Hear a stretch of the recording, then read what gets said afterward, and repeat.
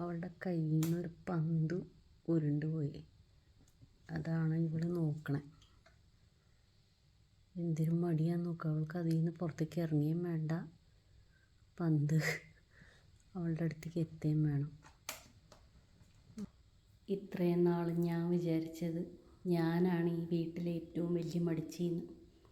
പക്ഷെ ഇവളെ കണ്ടപ്പോൾ ഞാനത് മാറ്റി എഴുതി. എത്ര നേരമായെന്നറിയോ ആ പന്ത് തെറിച്ച് പോയിട്ട് അവളിങ്ങനെ തപ്പിക്കൊണ്ടിരിക്കുന്നത്.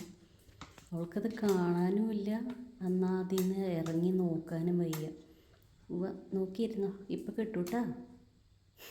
എന്തൊരു പാടാ നോക്ക്.